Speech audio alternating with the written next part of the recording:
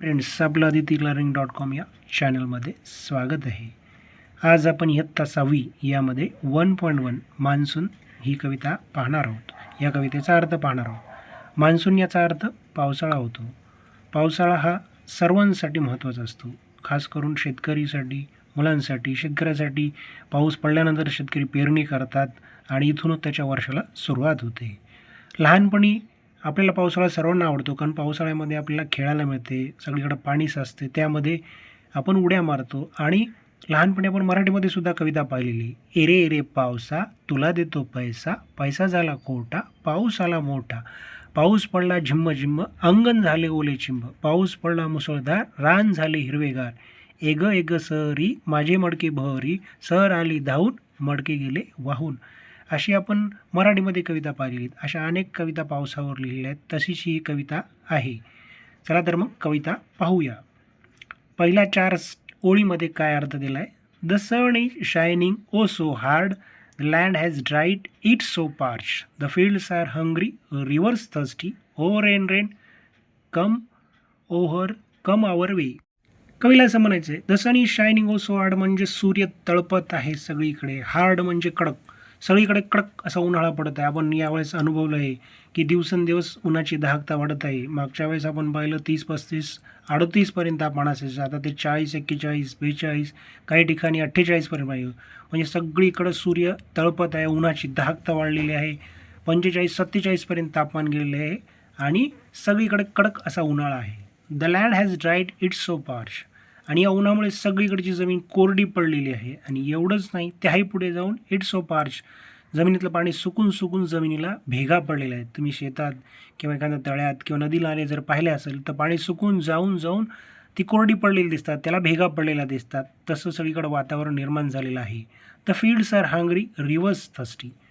The fields are hungry म्हणजे शेती जी आहेत ती भुकलेली आहे. शेतांना पाण्याची फार आवश्यकता आहे. ज्या नद्या आहेत त्या तहानलेल्या आहेत, त्याच्यातलं पाणी नाहीसं झालं आहे, पाणी नाही आहे, त्यांना पाण्याची तहान लागलेली आहे.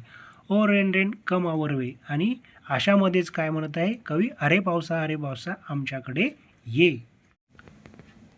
Rain rain is on her way, feather spread the peacock's way, the clouds are dark hark the lark, rain rains is on her way.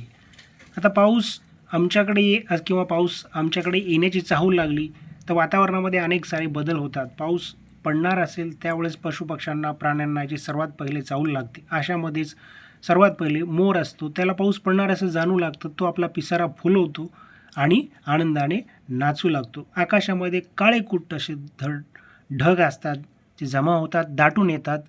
आणि त्याशिवाय जो लार्क पक्षी असतो, ज्याला चंडोल पक्षी म्हणतो, तो सुद्धा गाणे गाऊ लागतो असं कवी म्हणतो. Rain rains is on her way. आणि सर्वांना वाटते की पाऊस आता येणार आहे, पाऊस येण्याचं वातावरण तयार झालेलं आहे. नंतरचे 4 ओळी पहा. The clouds they gather dash and thunder, bolts of lightning strike and shimmer, pit pat I feel a drop, O rain rain cease come her way. सगळीकडे ढग दिसत आहेत. पावसामुळे पावसाचं वातावरण तयार होतं आहे, ढग जमा झालेले आहेत. आणि ढग जमा झाले की ते एकमेकावर आपटतात, मोठा विजांचा कडकडाट होतो आणि पाऊस पडायला सुरुवात होते. ज्यावेळेस पावसाचा पहिला थेंब जमिनीवर पडतो, त्याचा पीटपॅट असा आवाज करत तो जमिनीवर पडतो, त्याचा पीटपॅट असा आवाज येतो. आणि शेवटी असं म्हणतो आपण, O rain rains is come our way, शेवटी पाऊस सुरू झाला म्हणतो. असं या 4 ओळीमध्ये याचा अर्थ दिलेला आहे. The fields are drenched, the land is soaked, the trees have bathed, the rivers hosed, the earth is happy green and cherry, O rain rain come again. खूप सारा पाऊस पडला आहे. पावसामुळे शेती पूर्णपणे भिजलेली आहे. द लँड हॅज सोक्ड म्हणजे पाऊस पडून पडून जमीन एखाद्या स्पंजसारखी झालेली आहे. म्हणजे स्पंज म्हणजे जसं आपण हात लावला की पाणी वर येतं, तसं जमिनीमध्ये पाणी खूप सारं मुरलेलं आहे, खूप पाऊस पडलेला आहे. The trees have bathed, the rivers hosed, पूर्णपणे जे झाडे आहेत त्यांनी पावसाची आंघोळ केलेली आहे, ते धुवून स्वच्छ निघालेले आहेत. रिव्हर्स होज्ड, नद्या दुथडी भरून वाहू लागलेल्या आहेत. The earth is happy green and cherry, पृथ्वी सर्वत्र आनंदी आहे, हिरवीगार आहे आणि ती सुंदर दिसत आहे. म्हणजे हे वातावरण सर्वांना आवडण्यासारखं आहे आणि हिरवगार दृश्य आहे. पृथ्वीला स्वतःला सुद्धा आनंद वाटत आहे.